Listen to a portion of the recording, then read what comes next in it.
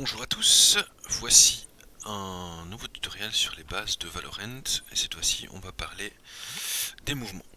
Donc les mouvements sont finalement aussi importants pour la visée que la gestion du recul et de la dispersion. C'est vraiment l'autre fondamental.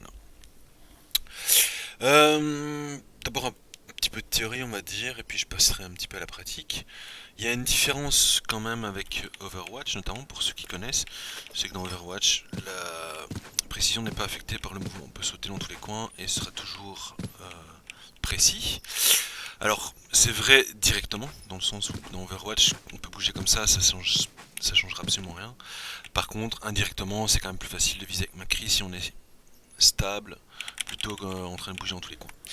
Voilà. Mais par contre, dans Valorant, là, vraiment la vitesse qu'on a, le fait de sauter, ça va influencer directement sur là où tire le pistolet. Donc ça, c'est une différence énorme par rapport à Overwatch.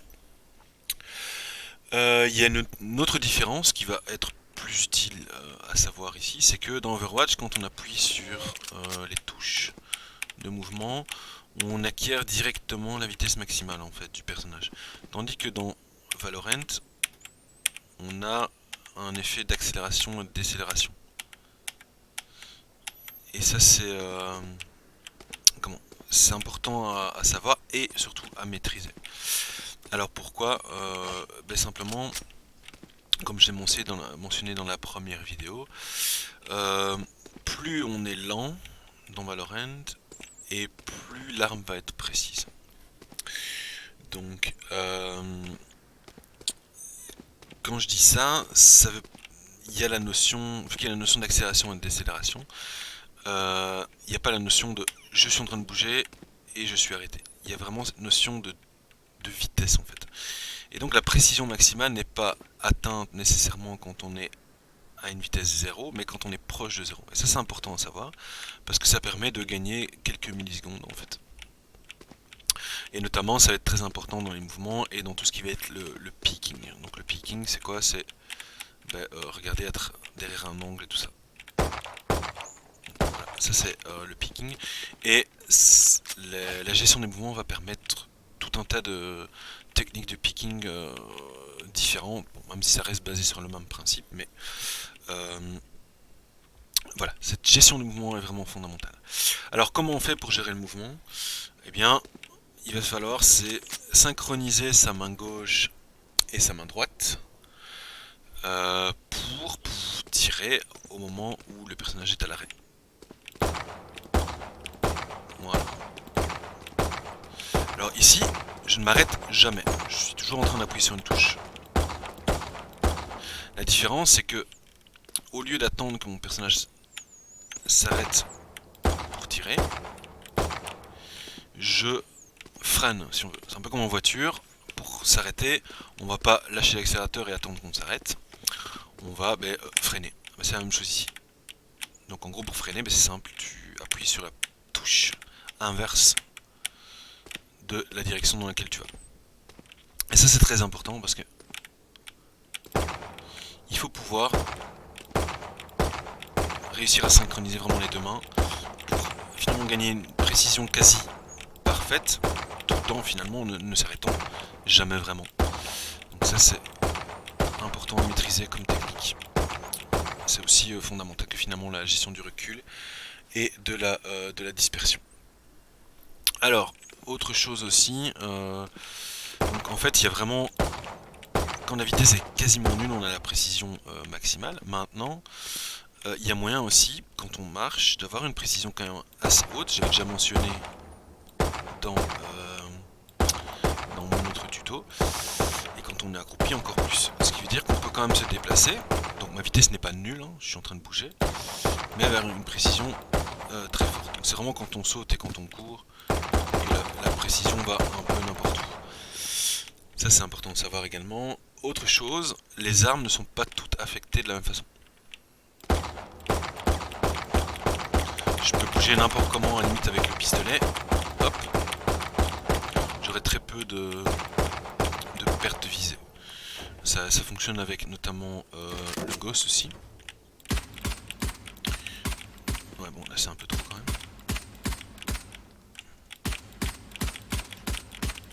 Voilà, on a très peu de perte de visée, même si on bouge assez bien quand même. Par contre, si on fait ça avec une autre arme, style... voilà.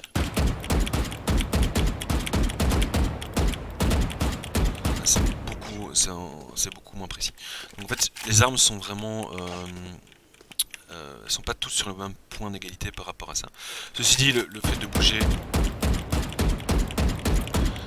un peu n'importe comment, c'est surtout pour les pistolets que c'est utile, parce que là, ça veut dire qu'on peut vraiment bouger tout en étant assez précis. Et avec les armes, il faut quand même mieux éviter de faire ça. Même si c'est... Allez, on voit certains gens le faire, mais en général, c'est des pros contre des gens plus faibles, et du coup, c'est pour ça qu'ils peuvent se le permettre, quoi. Voilà, donc je regarde mon petit copion.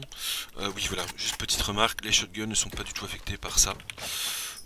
On peut, hop, on peut sauter et avoir une précision totale et absolue avec le shotgun. Donc ça c'est important de savoir parce que ça permet de, dans des rounds d'écho ou quoi, de vraiment surprendre l'adversaire et comment dire, pouvoir faire des jumps que normalement on pourrait pas se permettre avec n'importe quelle autre arme. Donc les shotguns, c'est important de savoir, ils sont pas du tout affectés par les mouvements. Donc voilà, dans certains cas ça peut être utile. Les couteaux de jet non plus. Donc c'est ça l'intérêt de son ulti. C'est que on se dit tiens pourquoi il y a des couteaux alors qu'elle pourrait avoir une arme, mais c'est qu'elle peut sauter et tirer ses couteaux de manière avec une précision à 100%. Elle n'est pas affectée par ça, donc je peux le montrer au pire. Voilà.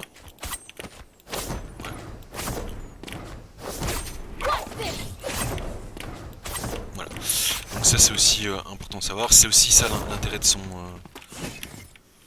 ulti. C'est je connais pas le jet. Ah oui. Hop. Voilà, c'est de pouvoir prendre vraiment des angles bizarres et comment dire, continuer à bouger comme un fou tout en pouvant viser de manière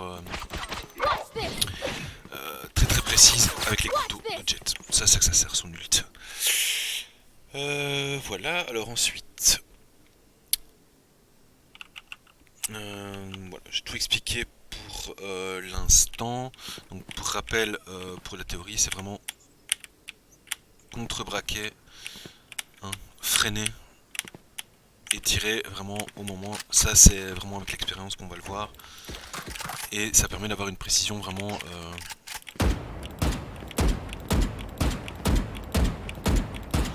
ici j'arrête, pas de bouger. Hein. Ici en fait il faut vraiment tirer au moment où on change de direction, où sa vitesse est nulle. Ça c'est intéressant à maîtriser comme technique aussi. C'est pas parfait parce que je rate encore de temps en temps, mais voilà, c'est quelque chose de vraiment important à maîtriser. Dernière petite chose aussi, mais c'est plus une remarque vraiment du mouvement. Quand on bouge, toujours avoir son curseur au niveau de la tête des gens.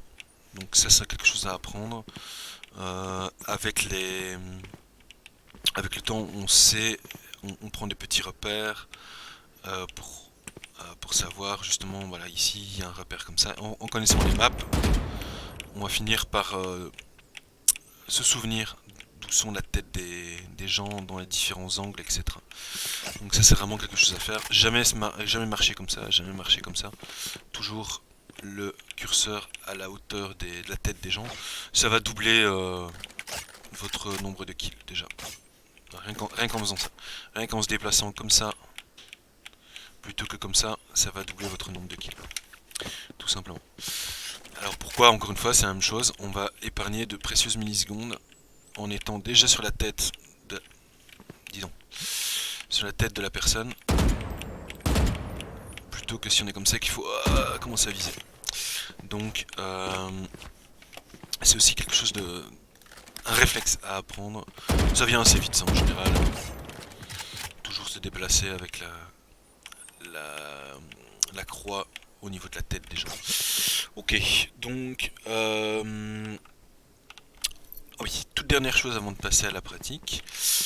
Tout à l'heure je disais pour pouvoir s'arrêter instantanément, il faut freiner avec la direction opposée. Évidemment, si maintenant vous marchez en diagonale, pour freiner, il faut appuyer sur les deux touches opposées, évidemment, aux deux touches que vous êtes en train d'appuyer. Et c'est assez difficile à faire. Et c'est pour ça que c'est aussi une technique qui fonctionne très bien et qui est beaucoup plus facile à maîtriser, c'est juste marcher en crabe. Donc gauche, droite, gauche, droite. Jamais hop en diagonale. Gauche, droite, gauche, droite, gauche, droite. Comme ça on peut s'arrêter beaucoup plus facilement.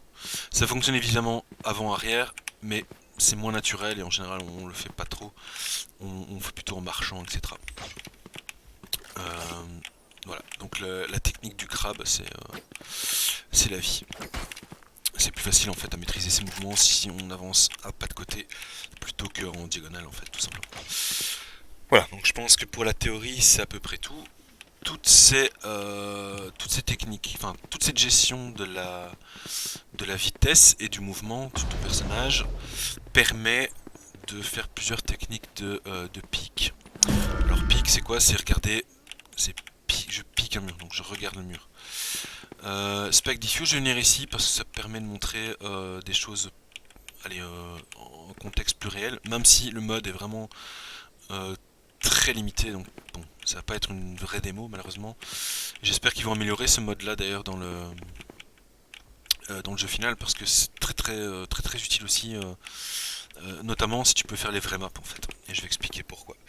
Rappel, le crabe, toujours le crabe, le crabe, le crabe, jamais en diagonale, toujours le crabe, le crabe. Voilà. J'aurai d'autres remarques aussi sur les techniques tout à l'heure de comment se positionner par rapport à un picking. Mais je vais d'abord expliquer le picking en lui-même avant de revenir vers ça. Alors, le picking, il y a plusieurs façons de le faire. Il y a plusieurs techniques de pick. Il y en a, j'en ai 5 en tête, il y en a peut-être encore d'autres que je ne connais pas. Mais voilà, donc il y a le slow pick. Alors le slow pick, c'est quand on marche. Voilà.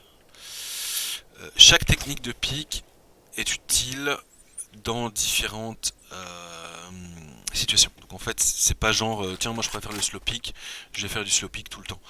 En général, c'est pas une bonne idée. Pourquoi? Parce que si je fais du slow pick et qu'il y a un sniper qui m'attend, je suis mort. Voilà, pas le temps de réagir, je suis mort avant. Je vais mourir instant. Donc le slow pick quand quelqu'un tient la ligne, c'est lui qui va gagner à tous les coups. Donc le slow pick, c'est jamais dans cette situation-là. Par contre, le slow pick, c'est quand vous arrivez par derrière quelqu'un, ou vous êtes en clutch 1v2 et que vous voulez être super discret. Avec un peu de chance, vous allez choper les gens alors qu'ils s'y attendent pas et vous pourrez les tuer. Si quelqu'un vous attend, par contre, ne faites pas du slow pick parce que c'est la mort assurée, quoi. Par contre, quand vous allez par derrière, où ils s'attendent pas à vous voir, là ça fonctionne. Parce qu'on peut vraiment couvrir de manière comment dire, très continue tous les angles. Ce qu'on peut pas faire avec les autres techniques de pick. Voilà. Donc ça c'est l'avantage et le désavantage de cette technique là. Il y a le pick, ce que j'appelle le pick normal. Alors là c'est le pick qu'on fait quand on veut prendre un bomb spot ou vérifier tous les corners. Les corners c'est tous les coins. En fait, si on regarde une map, il y a toujours des angles de tir. Donc par exemple ici, quand je vais vérifier mon coin, hop, je vais me mettre ici par exemple. Et je vais vérifier mon coin. Je peux me mettre ici aussi et vérifier le coin. Je peux me mettre ici par exemple et vérifier mon coin. Bref, il y a tout un tas de spots comme ça dans un bomb plant. Donc c'est un bomb plant, on plante la bombe là, où les gens peuvent se mettre pour défendre. Et la technique de pick normale, c'est justement checker ces endroits-là un par un. Hop, hop, hop, toujours mon curseur. Bon, ici je connais pas la map donc c'est un peu dur, mais quand on connaît la map, c'est toujours mettre le curseur à la hauteur de la tête des ennemis. Et on va check tous les corners un par un comme ça. Voilà, hop, ça me permet de prendre une position et de rester, comment dire, d'essayer de gagner mon duel, quoi. Évidemment c'est toujours mieux si on peut mettre des pardon, des smokes, des murs, des trucs, des machins, mais bon, il y a un moment où on est quand même obligé d'avancer et on met toujours, voilà, on check tous les corners comme ça, un par un. Ici, il peut être caché derrière la caisse, donc hop, on vérifie.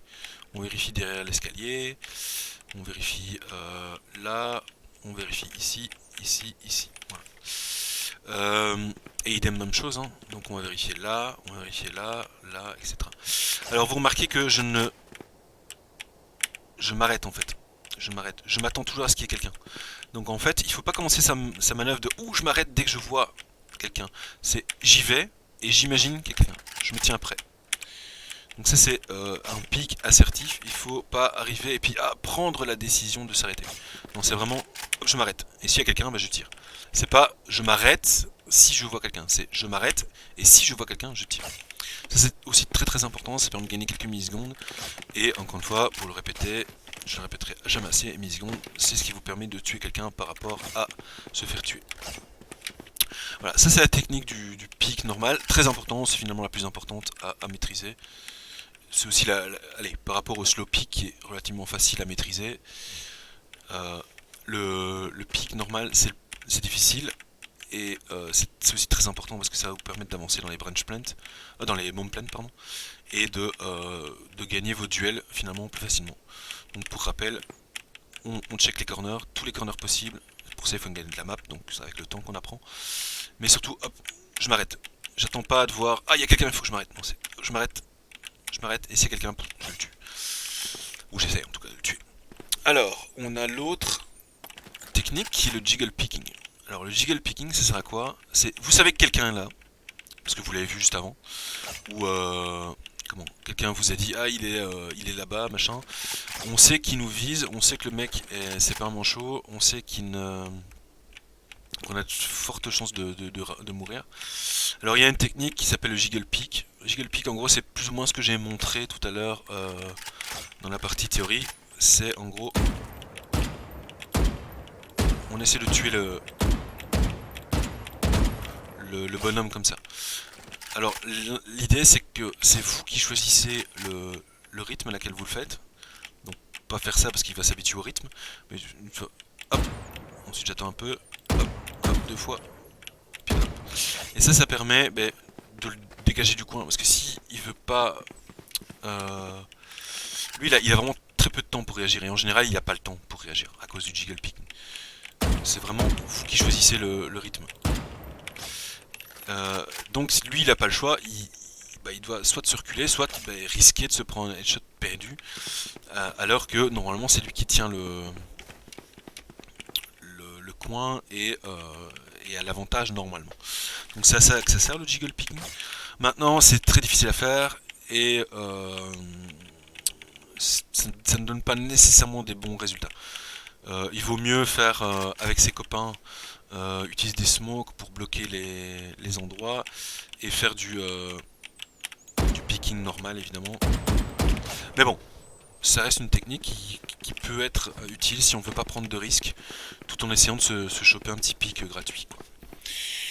Alors, il y a une autre technique qui s'appelle le shoulder pick, donc shoulder c'est l'épaule, et qui permet en gros de faire quoi? Juste de prendre de l'information. Donc par exemple, je sais pas, est-ce qu'il y a quelqu'un là-bas? Hop, hop, je l'ai vu, je me cache. Lui, il aura normalement pas le temps de te tuer. Normalement, évidemment. Bon, parfois, tu vas quand même te prendre ton petit snipe des familles, mais voilà, c'est une technique qui permet de prendre des informations sans risquer grand chose. Alors, vous avez remarqué, j'ai pris mon couteau et pas mon arme. Pourquoi? Parce qu'on est plus rapide avec le couteau. Je sais pas si j'avais déjà mentionné dans les autres tutos, mais donc on est plus rapide quand on prend le couteau, quand on prend l'arme. Et y compris quand on fait du pick. Donc quand on fait un shoulder pick, on prend son couteau et on prend l'information. Ça permet deux choses. Premièrement, comme je viens de le dire, prendre l'information. Deuxième chose aussi, s'il y a un sniper en face, vous allez le voir. Deux, si il est stupide, il va tirer. Et vraisemblablement vous manquez parce que un shoulder pick c'est vraiment très difficile à tuer quand on est sniper. Et en plus c'est risqué. Pourquoi c'est risqué? Parce que justement le gars qui fait le shoulder pick, en général, c'est une stratégie qui est tout à fait viable. Il a un pote derrière qui a le sniper. Et donc ce qui se passe, on a donc le premier pote, il fait son shoulder pick, et si le sniper en face tire, hop, je prends sa place. Et j'ai gagné la line. Et lui, donc le sniper qui défend, bah, c'est fini. Il a perdu son tour. Et c'est à lui de finalement être en désavantage et de trouver soit une façon de reprendre la ligne, soit comment soit de back parce qu'il n'a pas le choix. Là, si lui tente de reprendre la ligne, il est mort. C'est mon sniper qui a gagné. Donc en fait, en faisant mon shoulder pick, j'ai aidé mon pote. Donc voilà, une technique qui est allez, assez utile, même si voilà, au départ on va peu l'utiliser. Je veux dire, c'est clairement moins fréquent euh, que le pick normal. Par contre, essayez de pas faire ça contre un sniper, parce qu'en général, c'est lui qui va gagner. S'il est pas trop stupide, c'est lui qui va gagner. Voilà. Donc, je veux savoir, le jiggle pick peut fonctionner contre un sniper, mais c'est aussi très très risqué. Donc, donc voilà. Contre un sniper, pas trop faire le malin. Les deux meilleures techniques sont ce que je viens de montrer ici. Le shoulder pick, on bait le sniper, et s'il tire, il a perdu sa position, et vous avez gagné le couloir.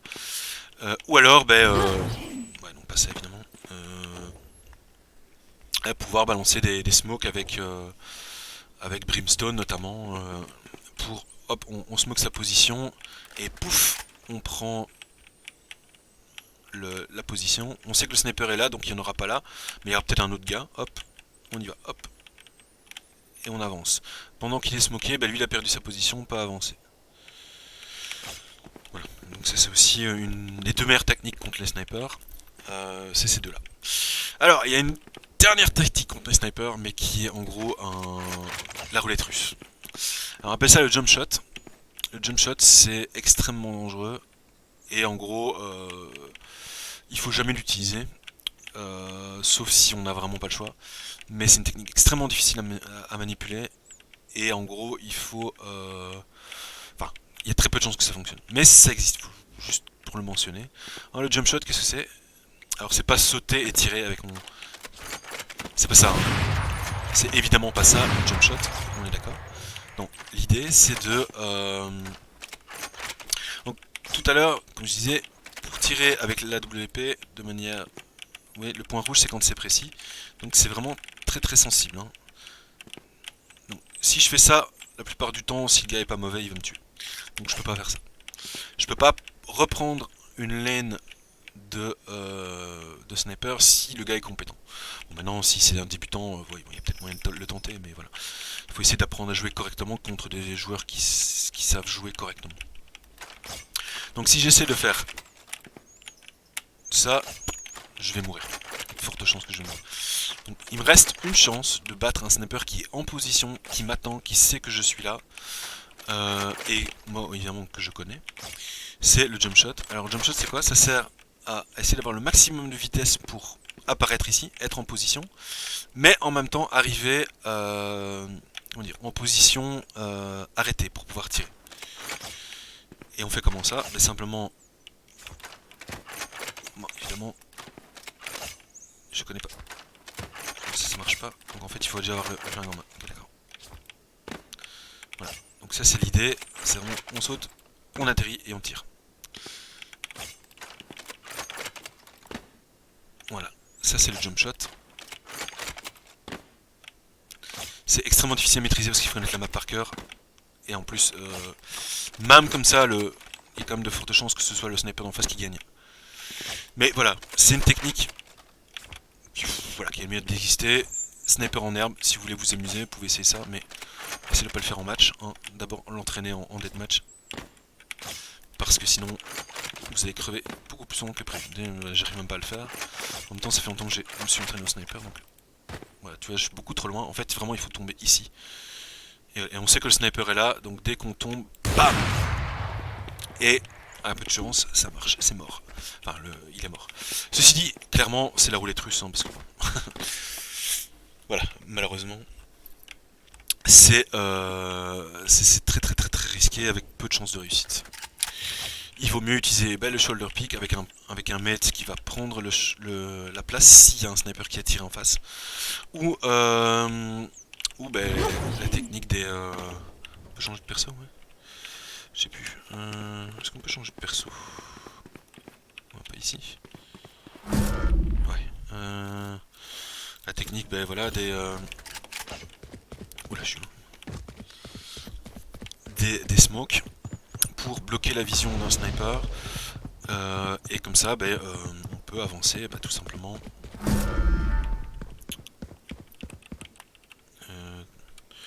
Alors, je connais absolument pas du tout le perso. Voilà, c'est ça. Ah, on voit pas. Ah. Smoke's down. Voilà, on bloque le sniper et du coup on peut avancer. Alors pour rappel, les différentes techniques de pick, on a le slow pick quand on passe par derrière pour les choper par surprise. Ne jamais faire ça pour prendre un angle qui est potentiellement défendu. Parce que vous allez arriver tellement lentement qu'il va vous défoncer. Littéralement. Donc voilà, jamais faire de slow pick pour aller voler un... Aller comment dire, envahir un bomb spot parce que c'est mort. On a le pick normal qui est le plus utile.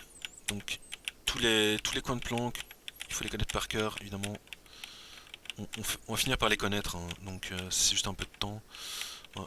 Et moi, je suis pas super précis ici parce que justement je les connais pas encore. Donc ça c'est important. Être assertif. Donc se mettre en position de tir et pas attendre de voir quelqu'un pour se dire ah il faut que je me mette en position de tir. Parce qu'il vous faut grosso modo le temps de votre réaction pour être prêt. Et le temps donc, de l'information arrive au cerveau, de prendre la décision, d'envoyer les impulsions à votre à vos doigts et à vos mains pour se dire ah je vois quelqu'un, je m'arrête. On est à limite une demi-seconde en fait. Et donc du coup, si vous êtes déjà prêt, vous avez gagné cette demi-seconde. Voilà. Et là vous pouvez avoir une chance de tuer votre adversaire. Très important. C'est vraiment très important ça. Toujours garder aussi le curseur au niveau de la tête. Évidemment, ça dépend. Là, la tête va être plus grande que ici. Enfin, va être plus haute, pardon, que ici. Donc, ça, c'est en connaissant les maps. On va finir par prendre des petits, des petites marques. Ici, imaginons celle-là. Je sais que dans cette carte-ci, quand je fais mon pic, je dois avoir mon curseur au niveau du dernier carrelage ici, par exemple. Voilà. Le jiggle pick, donc ça c'est essayer de forcer quelqu'un à se retirer en prenant le moins de risques possible. Mais bon, c'est aussi très très risqué, donc c'est pas la technique idéale. Donc puisque ça révèle sa position, c'est pas nécessairement la technique de prédilection, mais ça peut parfois être utile. Le shoulder pick, ça c'est pour vraiment prendre de l'information. Hop, j'ai pris de l'information, j'ai vu un sniper, hop. Sniper tire et un pote derrière qui peut prendre sa place. Et comme ça on a gagné le couloir, sans utiliser de smoke, rien du tout. Mais principalement ça va être pour prendre de l'information, genre oula, ils sont 2, 3, 4, je recule, j'attends mes copains, je smoke, et j'attends mes copains. C'est à ça que ça sert aussi le shoulder pick. Toujours avec le couteau parce que comme ça, hop, on va plus vite. Le but c'est vraiment pas de tirer, hein. C'est pas du jiggle pick, hein. C'est vraiment shoulder, c'est hop, juste un petit coup d'épaule pour voir, et je prends l'information. Et le jump shot que je vais pas remontrer parce que voilà, mais faut juste savoir que ça existe. Alors, maintenant, petite remarque quand vous faites du picking. J'ai vu pas mal d'entre vous faire l'erreur. C'est ils attendent comme ça. Donc par exemple, je veux... allez, je me prépare à faire du picking comme ça. Donc je me mets ici et j'attends. Hop, et je pique après. Là, malheureusement, on voit pas, mais il voit votre épaule en fait. Il sait que vous êtes là. Parce que votre personnage, c'est pas juste une ligne. Il a des épaules, il a une carrure. Et donc, du coup, si vous êtes comme ça, on voit votre épaule et votre pied et tout ça. Donc, on sait que vous êtes là. Au pire, si la surface le permet, on peut tirer dans la tête. Donc, faut pas attendre comme ça, c'est mort. attendre comme ça, c'est... Même si vous ne voyez pas la personnage, lui peut vous voir. Donc par exemple, s'il est planqué là-bas, dans certaines... ou même planqué ici, hein, par exemple, et que vous commencez à vous coller au mur et mettre comme ça, on va vous voir. Donc il faut surtout éviter de faire ça. Il faut avoir conscience finalement de la taille de son personnage, plutôt voilà, attendre comme ça, et quand on veut pique, hop, assertif, on est là, on est là, on est là, on est là, on est là, on est là. Ça c'est fondamental à savoir, jamais se mettre comme ça, parce que si ça c'est mort, on va se faire tuer tout de suite. Autre chose qui est un peu plus avancée, mais qui est intéressant à savoir, c'est qu'imaginons vous avez une autre personne dans l'angle ici. Elle n'est pas donc du coup en train de nous attendre ici, mais plutôt comme ça on va dire. Si vous vous mettez comme ça, tout près du mur, et que vous attendez la personne, ben la personne qui va arriver ici, dans le même angle que vous, elle a pourtant le même angle, elle va vous voir avant. Alors pourquoi? Parce qu'en fait la distance avec le mur va faire en sorte que le personnage qui est plus près du mur va être vu avant. Son épaule va être visible avant celui qui est loin. Alors ça c'est une question de géométrie. Je pourrais vous faire une petite démo avec des cosinus et machin, mais je vais pas aller jusque là. Mais par contre, vous pouvez faire le test avec un copain. Quelqu'un est ici, genre à, je sais pas, 2-3 mètres, et l'autre à 50 cm, et vous mettez vraiment sur la même ligne, et un va voir l'autre, un des personnages va voir l'autre avant, avant que l'inverse se produise. Donc quand vous faites du pic, toujours pensez à se mettre loin du mur, pas comme ça, loin du mur. Ça vous donne un avantage. Enfin un avantage, en tout cas, ça gomme un petit peu le désavantage. Parce que si lui est loin, le temps, il va vous voir avant que vous soyez en place. Si vous êtes loin, bah, ce délai sera un petit peu plus court. Donc ça vous donne moins de désavantages. C'est très important à savoir. Voilà, c'est les deux choses que je voulais dire. Attention à votre épaule et dans le même ordre d'idées, restez le plus loin possible du mur quand vous voulez faire un pic. Parce que ça permet, si le gars est vraiment proche du mur, parfois il n'y a pas le choix parce qu'il y a disons le couloir est faible et de son côté c'est lui qui va être en désavantage. Tandis que si vous collez le mur, bah, c'est vous qui allez être en désavantage. Et alors, aussi, rappel fondamental, le crabe, assertif, le crabe, assertif, le crabe, pas en diagonale, vraiment sur le côté, sur le côté, sur le côté, sur le côté, sur le côté, sur le côté. Et toujours son curseur à la tête, à la hauteur de la tête des ennemis. Voilà, j'espère que ça vous a donné quelques infos sur les mouvements dans Valorant, qui sont exactement identiques comme dans Counter-Strike, comme je répète assez souvent, mais voilà. Donc pour ceux qui ont déjà joué à Counter-Strike, en général, c'est pas vraiment des nouveautés, mais pour ceux qui débutent ou qui viennent d'Overwatch, ça reste des informations très très utiles et surtout fondamentales sur les différentes techniques de pique, et surtout voilà, être assertif, bien viser au niveau de la tête. Tout ça, ça va déjà vous donner beaucoup plus de kills sans même viser mieux finalement. Alors évidemment, il faut savoir viser, la mémoire musculaire, comme dans le premier épisode, ça reste important. Mais ne fût-ce qu'une bonne technique de pique et un bon placement de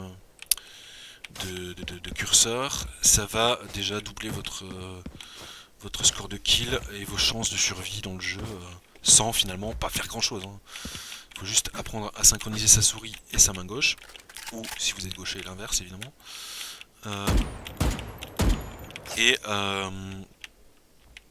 Et bien réfléchir à bien placer son curseur, ainsi que penser à faire le crabe. Et comme ça, vous avez déjà doublé votre capital kill sans faire finalement grand chose. Voilà, merci, au revoir et à bientôt pour le prochain tutoriel.